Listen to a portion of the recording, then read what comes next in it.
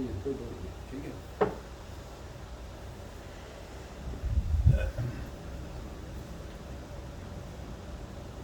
نحمده ونصلي ونسلم على رسول الكريم اما بعد فاعوذ بالله من الشيطان الرجيم بسم الله الرحمن الرحيم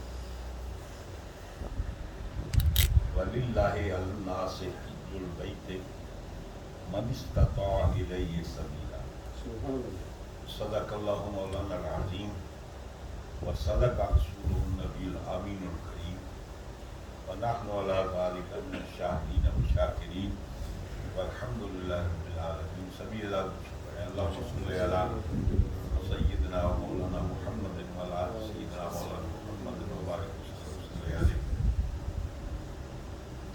گزشتہ جمعے میں نے حج کا معنی بتایا تھا. کلام پاک میں یہ دونوں لفظ استعمال ہوئے ہیں، حج بھی اور حج. حج ہو تو اس کا مصدر بنتا ہے حجاتون، اور حج ہو تو مصدر بنتا ہے حجاتون.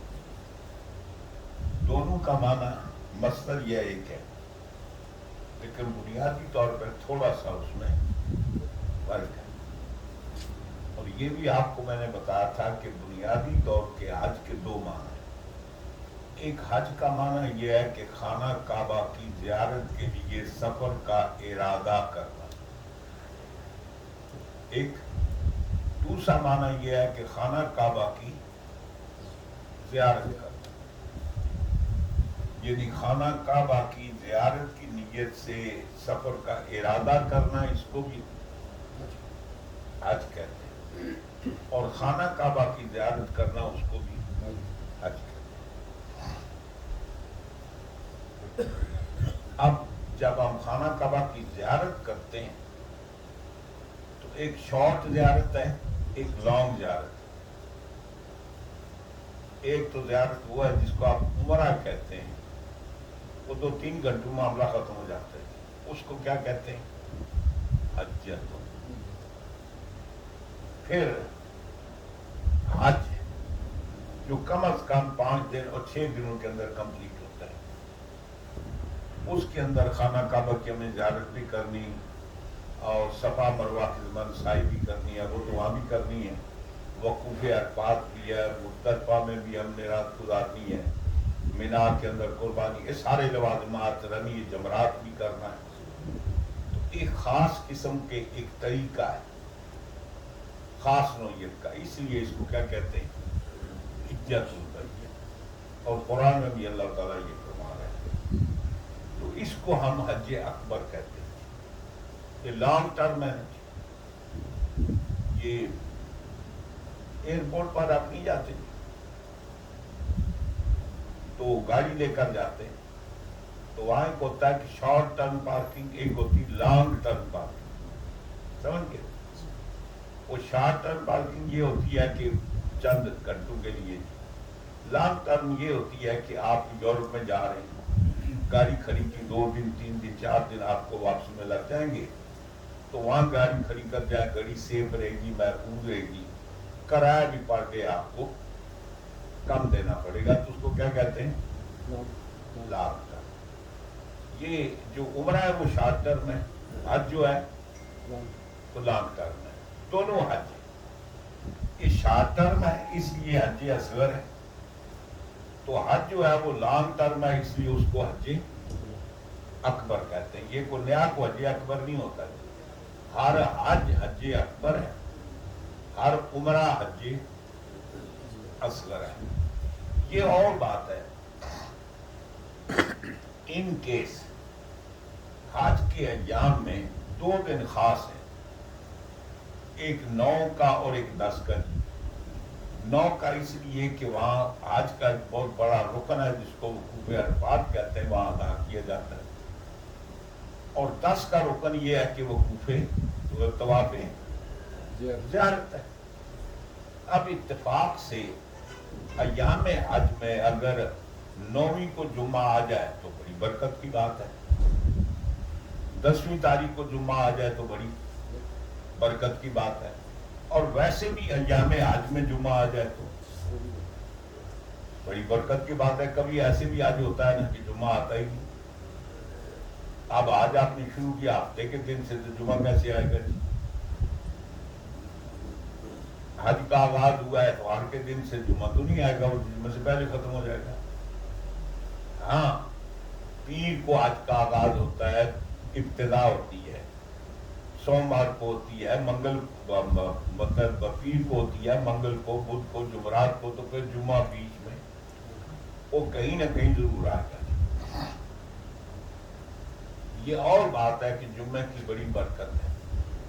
حضور ارشاد فرماتے ہیں کہ رب تعالیٰ نے وجعل یوم الجمعۃ سید الایام، اللہ تعالیٰ نے جمعہ کے دن کو تمام دنوں کا سید سردار بنایا. یعنی جمعہ کا دن جو ہے وہ تمام دنوں پر سردار ہے، بہت بڑی اس کی فوقیت ہے. اور ایک حدیث میں یوں بھی آتا ہے کہ اللہ تعالیٰ نے جمعہ کے دن کو عید کا دن بنایا. اچھا، عید کا دن کیوں کہتے ہیں جی؟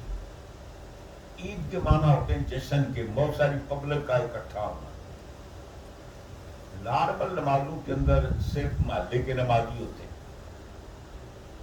جب جمعے کی نماز ہوتی ہے تو پورے شہر کے نمازی ہوتے ہیں، بسا اوقات پورے علاقے کے نمازی ہوتے ہیں، تو وہ ایک طرح کا عید کا سا جشن ہو جاتا ہے. تو اس لیے جمعے کو عید کا دن بھی کہا گیا. یعنی جمعے کے دن کو اللہ تعالیٰ نے تمہارے لیے عید کا دن بنایا. عید اس لیے کہتے ہیں، ایک تو ہر 8 دن کے بعد یہ لوٹ کر آتا ہے، دوسرا عید اس لیے کہتے ہیں کہ یہاں اجتماع ہوتا ہے، پبلک کافی آتی ہے. آج کل دار مسجد جمعہ ہوتا ہے، ورنہ پہلے یہ ہوتا تھا کہ شہر کے اندر کئی مسجد ہیں، جمعہ صرف ایک مسجد میں ہوتا تھا، جامع مسجد جس کو کہتے ہیں. اور یہاں آپ کو ایک اور کرائٹیریا آپ کو بتا دوں، یہ مسلمانوں سے لیا گیا جی. ہمارے ہاں ایک ہوتا ہے، گاؤں ہوتا ہے نا، ٹوک سمجھیے نا، ٹوک ہوگی، بیک ہوگی، موڑا ہو گیا، پھر ایک گراں ہو گیا جناب، تو پھر ایک شہر ہو گیا. ان کی اپنی اپنی ڈیفینیشن ہے. یہاں جہاں آپ رہتے ہیں تو یہاں بھی اپنی ڈیفینیشن ہے. ویلیج ہے، ٹاؤن ہے، سٹی ہے. اب ویلیج کے اندر ہے جو سینٹرل روڈ نہیں ہوتا جس میں دکانیں ہوتی، اس کو مین روڈ کہتے ہیں یا مین اسٹریٹ کہتے ہیں. اور وہ جو ٹاؤن کے اندر مین روڈ ہوتا ہے اس کو بھی یا مین روڈ یا مین اسٹریٹ کہا جاتا ہے. ٹاؤن کہتے ہیں، سٹی ہوتا ہے. ان کے ہاں سٹی کی ڈیفینیشن پتہ کیا ہے؟ ہمیں اس آبادی 10 گھروں کے اوپر مشتمل ہے، چاہے وہ 100 گھروں پر مشتمل ہے، کئی ہزار گھروں پر مشتمل ہے، وہاں ان کی گوڑوں کی جامع مسجد ہے نا، تو پھر وہ شہر ہے، سٹی ہے. اگر وہ نہیں ہے تو کتنا بڑا شہر ہے، وہ سٹی نہیں ہے، ٹاؤن ہے، جس کو کہتے ہیں کیتھیڈرل چرچ. جس شہر کے اندر کیتھیڈرل چرچ ہے نا، اس کو سٹی کہتے ہیں. جس کے اندر کیتھیڈرل چرچ نہیں ہے، اس کو کتنا بڑا بھی ہے تو اس کو ٹاؤن کہتے ہیں، سٹی نہیں کہتے. اس کی مثال میں آپ کو دیتا ہوں. یہاں عام طور پہ ایک جاتا ہے، یہ A38 جاتا تو آگے ہے، تو A38 میں آپ کو ایک سائن ملتا ہے لچ فیلڈ کا. لچ فیلڈ ایک چھوٹا سا گاؤں ہے، لیکن وہ سٹی ہے، گاؤں نہیں ہے. وہاں جائیں نا تو آپ کو لکھا ملتا ہے سٹی سینٹر. بس چند گلیوں پر مشتمل سٹی کیسے بن گیا؟ اس لیے کہ وہاں کیتھیڈرل چرچ. لندن جاتے ہیں، لوٹن ہے، اچھا بڑا شہر ہے لیکن ٹاؤن ہے، سٹی نہیں ہے. اس کے آگے تھوڑا سا جاتے ہیں تو سینٹ آلبن ہے، وہ ایک لوٹن سے 10 سینٹ آلبن نکل سکتے. لیکن سینٹ آلبن کیا ہے؟ سٹی، اس لیے کہ وہاں کیتھیڈرل چرچ ہے. تو ان کا کرائٹیریا یہ ہے کہ جہاں کیتھیڈرل چرچ ہے نا وہ سٹی ہے. جہاں وہ نہیں ہے وہ ٹاؤن ہو سکتا ہے، بڑے سے بڑا تو ٹاؤن ہو سکتا ہے، ویلیج ہو سکتا ہے، سٹی نہیں ہو سکتا. شریعت میں ڈیفینیشن ہے مصر کس کو کہتے ہیں، شہر، سٹی کس کو کہتے ہیں. ہماری فقہ کتابوں کے اندر یہ بات موجود ہے، سٹی اس کو کہتے ہیں کہ جس کے اندر جامعہ مسجد.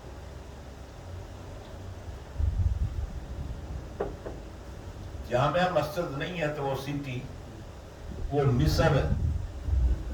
ایک تو مصر ہے وہ ملک کا نام، عربی کے اندر مصر شہر کو کہتے ہیں، مدینہ بھی شہر کو کہتے ہیں. بہرحال تو ہمارے یہاں یہ ہے کہ اگر جامع مسجد ہے تو وہ سٹی ہے، جامع مسجد نہیں ہے تو وہ سٹی نہیں ہے. یہی وجہ ہے کہ ہمارے جو حنفی علماء آداب کا طریقہ بھی یہ ہے کہ جمعہ اور عیدیں یہ صرف سٹی میں ہوتی ہیں، گاؤں میں، دیہاتوں میں، ٹاؤن میں نہیں ہوتی. اچھا پھر سٹی کی ڈیفینیشن کیا ہے جہاں جامع مسجد ہے؟ تو یہ ہمارے یہاں سے اصول انہوں نے بھی چڑھایا ہوا کہ جہاں کیتھیڈرل چرچ ہوگا وہ سٹی ہوگی، جہاں نہیں ہوگا وہ سٹی نہیں ہوگا. بارہ پتہ نہیں میں کہاں سے عرض کر رہا تھا. ہاں جی، ہاتھ کا ذکر ہو رہا تھا. بات کو نقطہ تھا جہاں سے ہم آگے پیچھے کے مس ہو گئے. بہرحال عنوان حج کا میں عرض کر رہا تھا کہ حج اصغر کس کو کہتے ہیں، اکبر کس کو کہتے ہیں. پھر جمعے کا دن میں نے آپ کو بتایا کہ کہیں آ جائے تو یقینی طور پر اس کی بہت بڑی برکت ہے. پھر حضور نے جمعے کو فرمایا کہ سارے دنوں کا سردار ہے. پھر جمعے کے حضور نے فرمایا کہ یہ عید کا دن ہے. عید اس کو کیوں کہتے ہیں کہ جہاں اجتماع ہوتا ہے. جی بتانا یہ چاہتا تھا کہ اسلامی نقطہ نظر سے جمعہ شہر میں ایک ہی ہوتا ہے، لیکن آج کل وہ چھوٹے چھوٹے گاؤں میں دیکھیں اور نہیں کسی ایک مسجد تھی، وہ ہر مسجد بھی جمعہ ہوتا ہے. اب ہمارا اپنا علاقہ ہے انتھال، میرے برطانیہ میں آنے سے پہلے ڈڈیال میں جمعہ ہوتا تھا. یہ موڑا، کنیال، انا، آمب وغیرہ، یہ درونی، بٹروئی، ٹوٹا کو جتنا علاقہ ہے یہ سارے لوگ جمعہ پڑھنے کے لیے ڈڈیال میں شہر میں آتے. البتہ سیاب چونکہ ذرا دور تھا وہاں بھی جمعہ ہوتا تھا، رٹا بھی ذرا دور تھا تو اس کا شہر کا حصہ ہی بن گیا، وہاں بھی جمعہ ہوتا تھا. تو یہ جو دور دراز کی شہر ورنہ پورے علاقے کا ایک جمعہ ہوتا تھا. اور اب کیا ہے، ڈڈیال کی ہر مسجد میں جمعہ ہوتا ہے. کنیال وہ موڑا کنیال بھی جناب جڑے گران موڑے چھوڑے اتنے بھی جمعہ، ہم بھی جمعہ، دونی جمعہ، بٹوئی جمعہ، مطلب پلچک جمعہ، جناب رہ پر جمعہ، تارپور جمعہ، سملوٹھا جمعہ، وہ جتنے گاؤں ہیں نا اب سب میں جمعے ہوتے ہیں. تو اصل بنیادی طور پر جو اسلام کا طریقہ اس کو جمعے کو عید اس لیے کہتے ہیں کہ یہاں پورے علاقے کے لوگوں کا اجتماع ہوتا ہے. ایک بات آپ کو بتاؤں، اسلام کے جو اصول ہے نا یقینی طور پہ ہم اللہ کی عبادت کرتے ہیں. اللہ تعالی ہماری عبادت کا محتاج ہے. مثال کے طور پر آپ کسی آدمی کو پانی دیتے ہیں تو وہ پانی کا محتاج ہے، پیے گا نہیں تو مر جائے گا. آدمی کھانے کا محتاج ہے. اللہ کی ذات کے سوا ہر شخص، ہر شے ضرورت مند ہے. ضرورت مند ہے. ضرورت کے معنی کیا ہے؟ یعنی جس چیز پر اس کے ہونے یا نہ ہونے کا، ہونا یا نہ ہونا ڈیپینڈ کرتا. اگر یہ چیز نہ ہو تو وہ بندہ نہیں. ہمارے لیے کھانا کیا ہے؟ ہم نہیں کھائیں گے تو پینا کیا ہے؟ ضرورت ہے. تو اللہ کی ذات کے سوا وہ جنات ہوں، فرشتے ہوں، بنی نوع انسان ہوں، حیوانات ہوں، چرند ہوں، پرند ہوں، اللہ کے ماں سوا جو چیز دیا ہے اس کو کسی نہ کسی شے کی ضرورت ہے۔ پہلی تو بات یہ ہے کہ اس کا وجود بھی اللہ کے پیدا ہونے سے دنیا میں عبارت ہے۔ واحد اللہ کی ذات ہے کہ جس کو کسی کی ضرورت نہیں، نہ وہ کھاتا ہے، وہ کھلاتا ہے، کھاتا ہے، وہ پلاتا ہے، پیتا نہیں، وہ ذات ہے کہ جس کو کسی شے کی ضرورت، قل هو اللہ احد اللہ الصمد، ہاں اللہ کو کسی شے کی ضرورت نہیں ہے، وہ ایک ذات ہے۔ جب اس کی ضرورت نہیں تو ہم جو نماز پڑھتے ہیں کہ ہماری نمازوں کی اس کو ضرورت ہے، ڈپینڈ کرتا ہے۔ ہم حج کریں گے تو خدا رہے گا، حج نہیں کریں گے تو وہ نہیں ہوگا۔ ہم نماز پڑھیں گے تو خدا ہے، ہم نہیں پڑھیں گے تو وہ نہیں ہوگا۔ یا ہم روزہ رکھیں گے تو وہ ہے، زکوٰۃ دیں گے تو وہ ہے، ورنہ نہیں ہے۔ ایسی بات تو نہیں ہے، وہ ہماری کسی چیز کا محتاج نہیں۔ ساری دنیا ہر چیز مسلمان ہو جائے، جن و ان سارے مسلمان ہو جائے، ہم وقت اللہ کا کلمہ پڑھے، عبادت میں لگے رہے، دنیا کے اندر ایک غلطی کا ارتکاب نہ کرے، اللہ کی شان میں کوئی اضافہ ہوگا نہیں، وہ ویسے کا ویسے۔ پوری کائنات میں ایک بھی اس کو ماننے والا نہ ہو تو اللہ کی ذات میں کوئی کمی ہو سکتی ہے؟ جب اس کی ذات میں کمی نہیں، بیشی نہیں، ہماری نافرمانی اس کا بگاڑ کچھ نہیں سکتی، ہماری فرما برداری اس کا سوار کچھ نہیں سکتی، تو اس کو پھر ہماری اور ہمارے اعمال کی ضرورت کیا ہے؟ یہ اللہ تعالیٰ کی ایک حکمت ہے۔ سیدنا موسیٰ علیہ السلام اپنے گھر میں تشریف فرما کر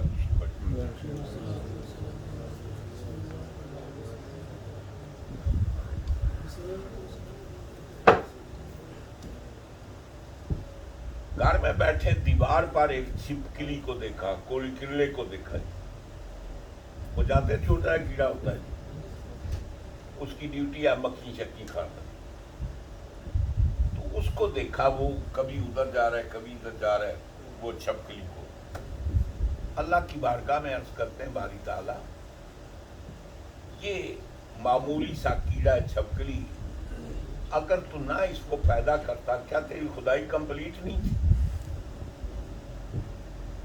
آخر اس کی ضرورت کیا تھی؟ اس کا فنکشن کیا ہے؟ ضرورت کیا ہے؟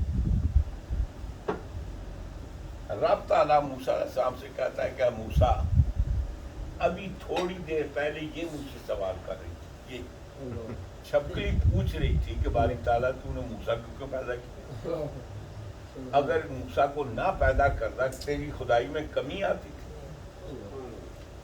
اے موسیٰ تجھے پیدا کیا تو میری کو خدائی میں اضافہ یا کمی نہیں ہے، نہ اس کے ہونے نہ ہونے سے مجھے فرق پڑتا ہے، نہ آپ کے ہونے نہ ہونے سے فرق پڑتا ہے، لیکن ہر چیز کے پیدا کرنے کا ایک مقصد ہے۔ آقا تعالیٰ فرماتا ہے کیا تم یہ خیال کرتے ہو کہ میں جو کائنات بنائی یا خلق تو آباسن فار نتھنگ، بغیر کسی مقصد نہیں، ہر کا کوئی نہ کوئی مقصد ہے، وہ مقصد میری ذات تک نہیں محدود، اس کی اپنی ذات تک محدود ہے۔ کلام پاک میں ہے، مدینہ پاک میں حضور تشریف لائے تو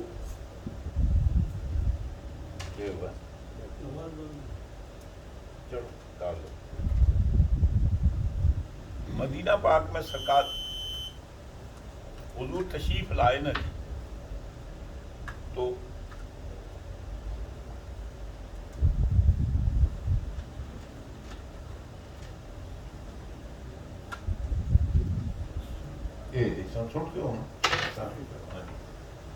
حضور کی خواہش تھی کہ یہ جو موجودہ خانہ کعبہ میرے جد اعلیٰ حضرت ابراہیم اسماعیل نے مل کر اس کو دوبارہ ری انسیکشن کی تھی، دوبارہ بنایا تھا. پہلے تو پرانا بنا ہوا نا، وہ تمہاری روح میں ختم ہو گیا تھا. تو لہذا یہ میرے باپ دادے کا بنایا ہوا ان کی یادگار ہے. اگر یہ قبلہ ہو تو زیادہ اچھا ہے. اب اس سے پہلے بیت المقدس ہوگی قبلہ جی. نام سجدہ، جب مسلمان بیت المقدس کو سجدہ کرتے تھے، سجدہ اس وقت بھی اللہ کو کرتے تھے. جہت، سائٹ، سمت بیت المقدس. اب ہم سجدہ کرتے ہیں، سجدہ ہم اللہ کو کرتے ہیں جی. جب نماز پڑھتے تھے نیت کے کرنے ہو، نیت کی تیس نماز نیت پڑھنا خاص پاس تھے اللہ تعالیٰ نے. اگے فرض واجب تو منہ میرا صرف منہ قبلے کی طرف ہے، سجدہ قبلے میں نہیں ہے. اللہ تعالیٰ نے وہ ایک جہت مقرر کی. تو حضور کے دل میں خواہش پیدا ہوئی کہ ہمیں جو یہ بیت المقدس کی طرف منہ کر کے نماز پڑھتے ہیں، اللہ اگر یہ تبدیل کر دے تو میرے جد اعلیٰ کا بنا ہوا ہے خانہ کعبہ، تو اس کی طرف کریں. کلام پاک میں ابھی حضور نماز پڑھ رہے ہیں، اللہ تعالیٰ فرماتا ہے قد نری تقلب وجهک فی السماء فلنولینک قبلۃ ترضیٰ. اے محبوب ہم دیکھ رہے تھے، پڑھ تو آپ نماز رہے تھے، لیکن آپ کے دل میں یہ خیال پیدا ہو رہا تھا کہ کاش یہ خانہ کعبہ قبلہ بن جائے. اے محبوب دیر کی کیا ضرورت ہے، 2 رکعتیں پڑھی ہے نا، باقی ادھر پڑھ لو. اب معاملہ بھی عجیب ہے، وہ 2 رکعتیں پڑھ رہے تھے، قبلہ ادھر ہے، ان 2 رکعتیں بالکل ادھر ہے. وہ نہیں تھوڑا جا سجے کھبے نہیں، بالکل اپوزٹ سائڈ. مسجد قبلہ تین آپ نے دیکھی ہوگی، وہی کہ محراب اس طرف ہے، ایک محراب اس طرف سے. چونکہ مدینہ پاک ایسی پوزیشن میں ہے کہ ایک طرف مکہ ہے، دوسری طرف بیت المقدس ہے. تو اللہ تعالیٰ نے فرمایا ادھر کر دو. اللہ فرماتا ہے کہ ہم نے پتہ ہے قبلہ کیوں تبدیل کیا، اِلَّا لِنَعْلَمَ مَن يَتَّبِعُ الرَّسُولَ وَمِمَّن يَنقَلِبُ عَلَىٰ عَقِبَیْہِ. اللہ فرماتا ہے تاکہ ہم جان لیں کون میرے محبوب کی اتباع کرتا ہے اور کون الٹے پاؤں. یہ عام ترجمہ لوگوں نے کیا، وہ غلط ہے. اللہ فرماتا ہے تاکہ ہم جان لیں، اس کا مطلب پہلے اللہ نے کوئی نہیں بتایا اور بات کے کر سکتے، جبکہ اللہ تعالیٰ نے کائنات کو پیدا کرنے سے پہلے جانتا ہے. اے نتو دنیا میں آ کر کیا کرے گا تو فتو کیا کرے گا جی، وہ پہلے سے جانتا ہے. یہاں نالما کی معنی ہوتا ہے ظاہر کرنے کی. رب تعالیٰ فرماتا ہے کہ ہم نے اے محبوب قبلہ تبدیل کیوں کیا کہ آپ کے پیچھے جو نماز پڑھنے والے نے ایک کو مکس کھاتا ہے، ملے جلے لوگ ہیں، وچے محمد وچے منافق. اس معاملے کو کلیئر کرنا. تو رب تعالیٰ فرماتا ہے تاکہ ہم ظاہر کر دیں ممن یتبع الرسول، کون ہے جو رسول کی ریئل تربیت اتباع کرتا ہے اور کون ہے جو الٹے پاؤں پھر جائے گا. اب واقعی یہ ہوا کہ جب حضور اکرم صلی اللہ علیہ وسلم نے قبلہ اٹھ کر نماز پڑھی ہے تو بعض ادھر ہی تک دے گے تو بعض ادھر. انہیں کہا کہ ہمیں نماز سے کیا تعلق، وہ بتایا سرکار نے ہے، جدھر منہ انہاں دا ادھر سادہ دے. ہمیں باقی جاننے کی ضرورت نہیں ہے بھائی ادھر کیوں ہے تو ادھر کیوں ہے، سمجھ گئے. تو اصل یہ جو نماز روزے کا سلسلہ ہے نا، یہ اللہ تعالیٰ دنیا والوں کو بتانا چاہتا ہے نمازی کیڑا ہے تو بے نماز کیڑا ہے. حضور میرے محبوب کی تابعداری کیڑا کرتا ہے تو کیڑا تابعداری یہ لوکاں اتے ظاہر کرنا ہے. اللہ تعالیٰ آپ کو جانتا ہے کیڑا تابعدار ہے کیڑا نہیں ہے، نہ اس کو ہماری باتوں کی ضرورت ہے. وہ صرف حضور کی امت کے وقار کو بلند کرنے کے لیے دنیا کو بتانا چاہتا ہے کہ میرا محبوب کا پیروکار کون ہے. میرے محبوب کا پیروکار کوئی نہیں. باقی باتیں آج جو میں عرض کریں گے. اگر آپ جلدی تشریف لائیں گے تو تو انشاءاللہ یقیناً آپ کی معلومات میں وہ اضافہ ہوگا جو مولویوں سے آپ نے کبھی نہیں سنا، اور شاید مولویوں کو پتہ ہی نہیں۔ مولوی سے مراد میری کہ مسیتیاں نے امام پکی روٹی پڑے آ رہے۔ علم بنیادی طور پر ایک میڈیسن کا ڈاکٹر ہے، وہ یونیورسٹی میں جاتا ہے، پڑھ کر آتا ہے، پھر آ کر پریکٹس کرتا ہے، تو کیا ساری زندگی وہی کتابیں یوز کرتا ہے جو وہاں پڑھ کر آیا تھا؟ ایک وکیل ہے، لا پڑھتا ہے، یونیورسٹی میں جاتا ہے، کچھ سبجیکٹ کی کتابیں پڑھ کر آتا ہے، تو کیا ساری زندگی وہی کتابیں اس نے رکھی ہوتی ہیں؟ اس کے لائبریری میں جاؤ تو پورے کا پورا گھر بھرا ہوتا ہے، وہ پوری لسٹ آپ یہ 18 سے شروع، یعنی 1871 72 73 پھر 19 پھر ہر سال کی جو پی ایل ڈی جس کو کہتے ہیں، وہ ہر سال جو ہائی کورٹ سپریم کورٹ کے فیصلے ہوتے ہیں ہر مہینے میں وہ لکھے جاتے ہیں، اور پھر باقاعدہ طور پر وہ سال میں ان کو شائع کیا جاتا ہے، ایک اس کا ایک والیوم ہو، 2 ہو، 3 ہو، 4 ہو، 5 ہو، بس آپ کا کتنے فیصلے ہوتے ہیں کہ ہر مہینے کا علیحدہ والیوم ہوتا ہے، 2 مہینے کا والیوم ہوتا ہے۔ اب وہ جو بھر کر انہوں نے وکیلوں نے رکھے، کیوں رکھے؟ زیادتی کرانے کے لیے۔ اصل علم وہ ہے، وہ جو پڑھ کر آئے وہ نہیں، سمجھ گئے نا؟ اس صرف مدرسے میں پڑھ کر آنے سے بندہ مولوی نہیں بنتا، اس کے معنی یہ ہے کہ آگے پھر قرآن و حدیث کے اندر ریسرچ کرنی پڑتی ہے، پیسے خرچ پڑنے کرتے، کتابیں خریدنی پڑتی ہیں، پھر صرف دکھانے کے لیے نہیں رکھنی پڑتی، پھر ان کو پڑھنا پڑتا ہے۔ برطانیہ میں جانے مولوی کے جتنی مولوی ہیں آپ ان کی لائبریری دیکھیں، سب میں اردو کتابیں، اس کا مطلب ان کو عربی پڑھنی نہیں آتی۔ تو میں علماء کی بات نہیں کر رہا، پڑھے لکھے ہیں ہم، تو ہماری حیثیت ان کے سامنے کچھ نہیں ہے، میں ان کی بات نہیں کر رہا، میں کامن مولویوں کی بات کر رہا ہوں جو آپ کو نظر آتے ہیں، جو یہاں مسیتیوں میں بھرے پڑے ہیں۔ میری نظر میں پورے برطانیہ میں 2 یا 3 عالم ہوں گے جو پراپر پڑھے لکھے، باقی سب یہ پکی روٹی ٹائپ تھے، نور نامہ ٹائپ۔ ہاں ان کا دائرہ تعلیم اتنا ہی ہے